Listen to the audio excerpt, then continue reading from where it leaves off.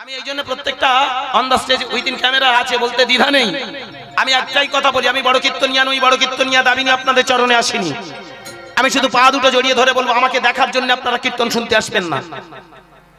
যাকে দেখার জন্য আপনারা যাবেন তার কাছে চলে যাবেন, আমার কীর্তন শোনার জন্য দেখার জন্য আসবেন না। কীর্তনটা শুনবেন এবং অনুভব অনুধাবন করবেন, অনুসরণ করবেন, তবেই জানবো আমার কীর্তন সার্থক। 4 ঘন্টায় 1 টাকা 2 টাকা নয়। একটা মানুষ সারাদিন ইনকাম করলে 500 টাকা ইনকাম করতে কাল ঘাম ছুটে যায়। আজকে সেইখানে দাঁড়িয়ে বলবো এ তো সিটিং বাজের রাস্তা, পৃথিবীতে নাম্বার 1 সিটিং বাজ যদি না বাবা এখন এত হুড়োহুড়ি করবো না, এর পরে বলবো। পৃথিবীতে নাম্বার 1 যদি সিটিং বাজ থেকে থাকে তবে আমরা যে কারা আপনাদের মাথায় ঢুকবে না। যে যত টাকা বেশি নেবে সে তত বড় কীর্তনিয়া। পাল ধরে লোক আসছে বলুন না। এরপরে দেখবেন যত বড় বড় কীর্তনিয়া, যত বড় কীর্তনিয়া কারে বলে আমার জানা নেই। আমি যখন দক্ষিণ বারাসত কলেজে স্টুডেন্ট আসতে, ওখানে আমি আসতাম, আমার একটা ভালো গুরুজি আমি পেয়েছিলাম, বয়স্ক বাবা। আপনারা তার মুখে তর্জা গান কবি গান শুনতেন। আমি সেই বাবার কাছে অনেক তত্ত্ব শিখেছি, অনেক কিছু জেনেছি, বুঝেছি। উনি আমার একটা কথা বলতেন, বাবা এই পৃথিবীতে তুমি কটা শাস্ত্র শিখেছো, কটা গান শিখেছো, কটা কি শিখেছো তুমি জানো? তোমার থেকে পণ্ডিত বসে থাকে হরিবাসরে। হ্যাঁ মা, আজকে আমি 100% শিওর যে আমরা কীর্তনিয়া জানা জানি, হরিবাসরে বসে থাকা মানুষগুলো তার থেকে বেশি জানে। আমি 100% শিওর, এটা আমার গুরুজির কথা নয়। গুরুজি আমাকে বলতেন, আমি ভাবতাম যে তুমি কটা গ্রন্থ পড়েছো। আজকে তো আমরা বনদেশে শিয়াল রাজা, চিটিং বাজরা দেখবেন বাচাল হয়, আমরা সেই বাচালের মধ্যে পড়ে গেছি। যে যত বাচালিগিরি করবে, কারণ ভালো করে ভেবে দেখবেন 4টে যুগ, সত্য, ত্রেতা, দাপর আর জালি, কলি নয়। ভালো করে ভেবে দেখবেন 4টে যুগ আছে না, সত্য, ত্রেতা, দাপর, জালি। আমরা সেই জালি যুগে, যে যত জালি কারবার করবে তার তত মাইনা বেশি। এখন তো কম্পিটিশন হচ্ছে কে কত টাকা নিতে পারে। মানুষ অ্যাকচুয়ালি হরিনাম আর শোনে না, তাকে দেখতে আসে, কথাগুলো বোঝার চেষ্টা করে না। হ্যাঁ, শুধুমাত্র দেখতে আসে আর একটু শুনতে আসে, কিন্তু সুটা নিয়ে যায় না, সুর নিতে আসে না। আমি পা দুটো জড়িয়ে ধরে বলবো, আমাকে দেখার জন্য আপনারা কেউ আসবেন না, আমার কথাগুলো শুনবেন এবং কথাগুলো ভালো করে ঠান্ডা মাথায় বিবেক বিবেচনা করবেন। পা দুটো জড়িয়ে ধরে বলবো, ক্ষমা প্রার্থী, ভেবে দেখবেন তখনকার দিনে সনাতনী তাদের বলা হতো যারা একেবারে জীবনের প্রথমে তাদের 3টে প্রশ্নে মীমাংসা করা হতো। 3টে প্রশ্ন কি কি? কোথায় ছিলাম, কোথায় এলাম আর কোথায় যাব। 500 বছর আগে নদিয়ার চাঁদনী মাই জন্মালেন। তিনি চিৎকার করে নবদ্বীপের মাটি নয়, শুধু বঙ্গভূমির মাটি নয়, সারা পৃথিবীর মাটিতে আলোড়ন সৃষ্টি করলো, একটা রেভলিউশন ঘটিয়ে গেল, একটা রেনেসাঁ জাগিয়ে দিয়ে গেল। তিনি চিৎকার করে একটাই কথা বললেন, জাগো, উত্তিষ্ঠত জাগ্রত প্রাপ্যবরণ্য নিবোধত। ওঠো, জাগো, তোমার প্রাপ্য বস্তুটা তুমি কে সেইটুকু ছিলেন। হ্যাঁ বাবা, আজকের এই হরিবাসরে ভক্তমণ্ডলী বাবা মায়েরা, আমরা এখানে যারা এসেছি হরিনাম শুনলে ভালো করে ভেবে দেখবেন 3টে প্রশ্নের মীমাংসা হয়। ব্রহ্মচারী সাজতে হয় না, হরিনাম শুনতে থাকুন, ব্রহ্মচারী হয়ে যাবে আর ব্রহ্মচর্য পালনও হয়ে যাবে।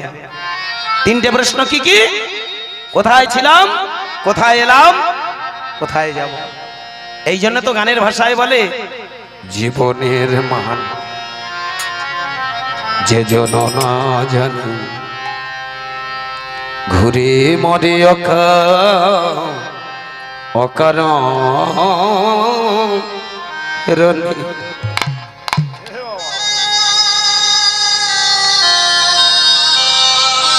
নিতাই গৌর হরি হরি হরি বল। জীবনের মানে, জীবনের মানে যে জন না জানে, ঘুরে মরে অকারণে।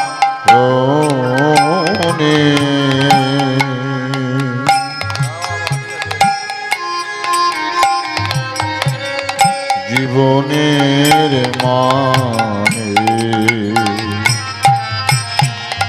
জীবনের মানে যে জন না জানি ঘুরে মরে অখরণে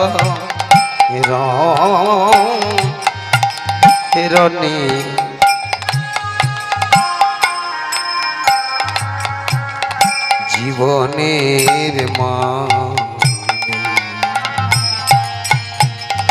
জীবনের মানে যে জন না জানে ঘুরে মরে অকারণে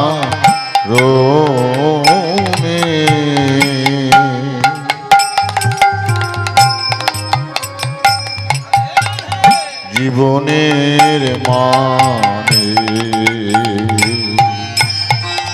ভজরে মন গৌরাঙ্গ চরণ ভজরে মন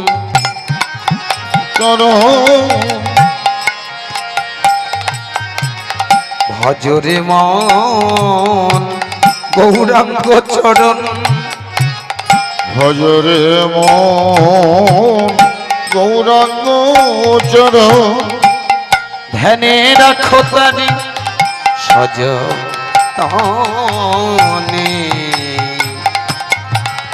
জীবনের মানে যে জন না জানি ঘুরে মরে অকারণে জীবনের মানে যে জন না জানি ঘুরে মরে অকারণে জীবনের মানে জীবনের মানে জীবনের মানে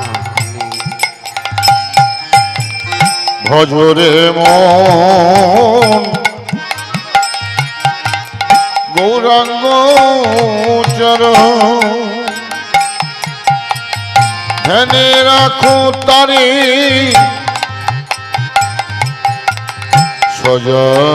সযতনে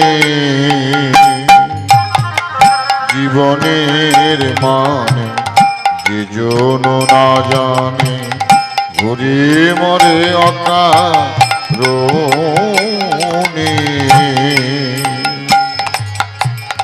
জীবনের মানে জ্ঞানী মহাজনেরা বললেন একবার ভেবে দেখেছো কোনোদিন এই পৃথিবীতে তুমি যে জন্ম নিয়েছো এই পৃথিবীতে যে তোমার আশা তার কারণ কি কোথা বা ছিলে কোথা বা এলে কোথা বা যাইবে ভেবেছো কি কোনো কালে কোথা বা ছিলে তুমি কোথা বা এলে